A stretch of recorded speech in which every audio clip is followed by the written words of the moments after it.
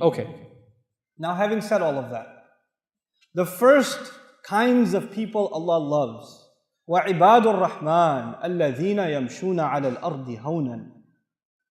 The special slaves of Ar-Rahman, the ones who walk around on the earth, they hang out, they go for a walk. I know you don't walk much outdoors here, so they're walking in the mall, they're walking at the airport, they're walking by the beach, they're taking a walk. And by the way, just because it says yamshuna, it doesn't just mean they're walking. يعني يقودون سياراتهم هونا. They're driving their cars also, right? However you're hanging out, you're outside in society, you have this element of humility, hawnan. You feel weak before Allah. You're humble in the way you walk, in the way you talk. Sometimes you don't have to be arrogant because you say something arrogant. In the way you look at someone, there's arrogance. In the way you carry yourself, there's arrogance. In the way you insult someone with your face, too. It's arrogance. That's not yamshuna ala al-ardi hawnan. There are people that you have a good job. Maybe one of you works in one of those big towers over there that look all crazy, those big towers. You work over there and you're, walking around and there's a guy who works, in construction. He picks up bricks or cleans the street or something. And he gets too close to you and you're like, wait man, dirty. Dude, he's a Muslim. And on above it, even if he's not Muslim, he's a human being.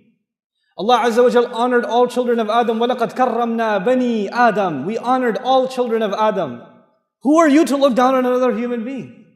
Allah says people that are special to Allah, they have humility when they walk. يَمْشُونَ عَلَى الْأَرْضِ هَوْنًا. But then how do you know if you're humble? How can you check? Is there a litmus test? Yes, there is a test. And Allah gives us the test in the ayah. If you're asking yourself and I'm asking myself, am I humble or am I arrogant? How would I know? Well, here's the test. وَإِذَا خَاطَبَهُمُ الْجَاهِلُونَ قَالُوا سَلَامًا.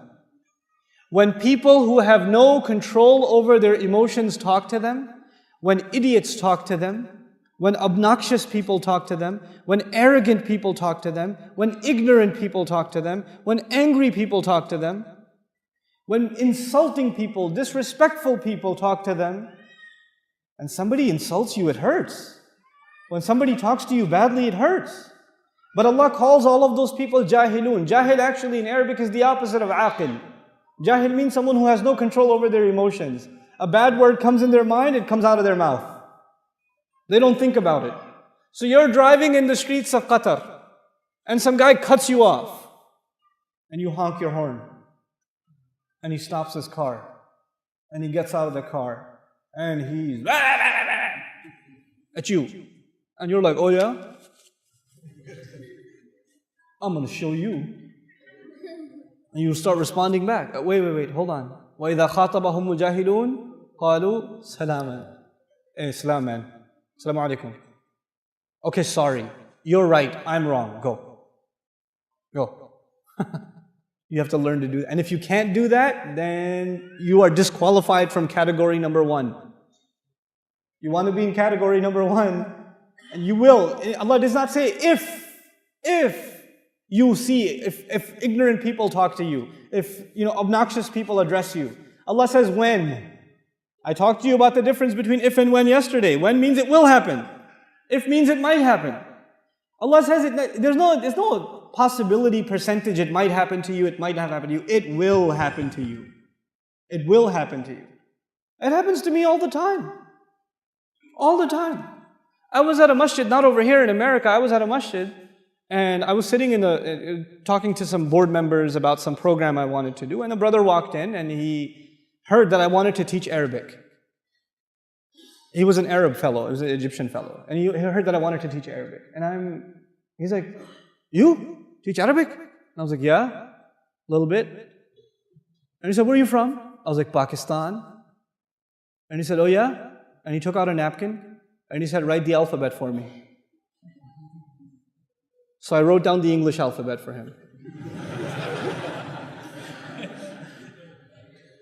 And he said, you see, you don't know Arabic. I was like, yeah, you're right, I'm sorry. And then he started teaching me the alphabet, 30 minutes. I sat there and I learned the alphabet with him. And then he had to go, and then he left. And that night, That night, at the same masjid, they asked me to give a lecture, the importance of learning Arabic. If you go on YouTube and you search how to learn Arabic and why learn Arabic, why study Arabic, that lecture was at that masjid. And that guy was in the first row, smiling at me the whole time.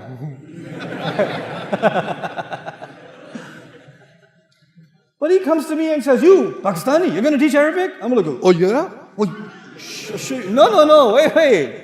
It's okay. It's all right. You're right, I don't know anything. It's okay. Don't get worked up. Don't get all full of yourself. If people speak to you in that way, it's okay. They have a right. You know, and you don't know why people speak to you in this way. There may be some other things going on in their life. You know, and they come to you and they let their anger out on you. You have to be kind of merciful and courteous to people. They were women. They were men that came to Rasulullah sallallahu alaihi wasallam and started yelling at him. From the Badu. They were Muslims. They started yelling at him. And you know, the Prophet sallallahu alaihi wasallam didn't get upset. He just calmed them down. The Sahaba would have killed them. He said, "No, relax. Let him, just peace." You know, this is a sunnah of the Prophet sallallahu alaihi wasallam. When people say things that make you angry, you just gotta calm down. And by the way, guys, men over here, your wife will say a lot of things that make you angry, boy. Oh, ho, ho, ho, ho, ho, ho. And when you hear that, you don't say that she's jahil, but you do say salam. Just be quiet. Don't talk back. Sisters upstairs, ladies, your husbands will say things that will boil your blood. Oh my God, you will get angry. And Allah has given you a special power. I have 3 sisters, I have a wife, and I have 4 daughters. I know girls have special powers. And their superpower is they can answer you in a way that will like stab you in the heart. Oh my God, they have the most amazing answers. They'll be like, ah! But you, sisters, when your husband is out of control and he's becoming too emotional or too angry, shh, salam. Change the subject. And salaman, qalu salaman does not mean that Allah says you have to say salam and somebody's fighting you, like, hey, salaman, salaman, salaman. Not like that. That's not what that means. Let me tell you what salaman. Salaman could be a hal here in grammar. You know what that means? They speak calmly. They don't just say the word salam, they speak calmly. They speak peacefully. They speak in a way that disarms, that doesn't make you angry. You know? And so, for example, you know, one time I was sleeping in the masjid. It was in the i'tikaf and I was sleeping in the masjid. And you know, when you're sleeping, you don't know which way you turn. So I'm sleeping and I woke up because somebody kicked me in the stomach. There was a really old gentleman in our community. He was an Afghani fellow. And he was also making i'tikaf. He didn't speak any English, any Arabic. He just spoke Pashto only. And he kicked me in the stomach. And I wake up like, oh. And I look at him like. And he goes, Quran. My back was towards the bookshelf, where the masahib was. You can't have your back to the Quran, so he kicked me in the stomach. Now I could get up and say, come on, you could have woken me up nicely, or I'm fasting, and then you kicked me in the stomach too. But you know what I did? I just hung out with him afterwards. I just sat down with him. I said, can I read some Quran to you? You can correct my Quran. We just spoke in sign language. And I recited Quran to him, and we just hung out the whole time. You have to deal with people peacefully. You have to calm down when you deal with people. You will meet all kinds of people, all kinds of temperaments. Some of you are stuck with a boss who, inna lillahi wa inna ilayhi raji'un. Like he's always angry. He wakes up angry. He's eating and he's angry. He's angry when he's smiling, even when he's angry. You know? You have that kind of a boss. But you know what? You have to learn to deal with it peacefully. Peacefully. You have employees.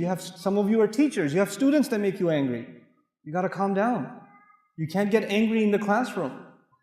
Rasulullah sallallahu alaihi wasallam we were told, "Inni bu'ithtu mu'alliman." He says, I was sent as a teacher.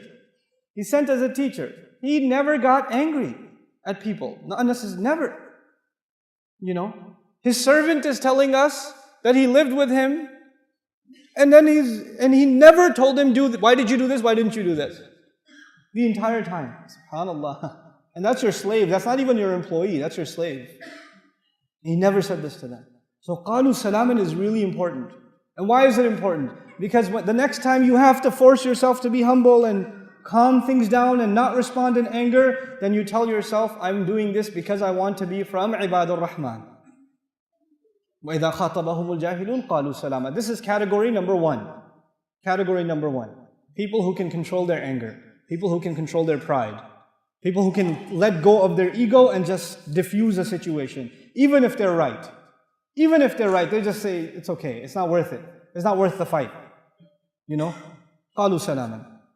I'll tell you an interesting story of Imam Abu Hanifa rahimahullah. Imam Abu Hanifa, obviously, a great faqih of his time, and then after, people are coming to him for fatwa all the time, and his mother had a question. And she asked a question, so he told her the answer, and she said, you don't know anything. Your mother can say that to you, right? I'm going to go ask that one over there. And that guy that she wanted to go ask, he was a da'i. He wasn't an alim, he was a da'i. Da'i means he can give people a reminder, he can tell people about taqwa, but he doesn't know about fiqh or sharia or anything like that. So his mother goes and asks him, and he says, let me do some research, I'll get back to you. And he comes back to who? Abu Hanifa. He was like, hey, your mom came over and she was like, she had a question. And he's like, okay, here's the answer, but don't tell her I told you. Right? Sometimes you will have people in your own family that don't like hearing from you. Maybe you became closer to the deen, but they're not that close to the deen. And that makes you angry. It makes you angry that some women in your family don't wear hijab. It makes you angry some young men in your family don't pray. You get mad at them. No, don't get angry at them. Speak with them peacefully. Speak with them calmly. Your anger will only take them further away from deen. They won't bring them closer. You have to have a soft heart towards those who are not there yet. You were not praying 5 times a day. There was a time when you weren't like that. If somebody spoke to you angrily, would you start praying or go further away? Think about that. Think about that. Allah softened your heart, so you wait until Allah softens theirs, and you have to be soft to people. I remind people that Allah Azza wa Jal told Musa alayhi salam to be nice to Fir'aun. To be nice to Fir'aun. Fir'aun tried to kill Musa alayhi salam when he was just a baby. Fir'aun killed thousands of babies every year. He called himself God. There are so many reasons to hate Fir'aun. And Allah says, when you go to him, وَقُولَ لَهُ قَوْلًا لَيِّنًا. If you have to be nice to Fir'aun, what about your wife? What about your husband? What about your children? What about your cousins, your brother, your uncle? These are the people that make us angry. These are the people. Family makes you really angry, I'm telling you. I know. Siblings make you angry. And these are the people that deserve the most soft responses from us. We have to change the way we behave with them. This is قَالُوا سَلَامًا. Okay, this is category number one.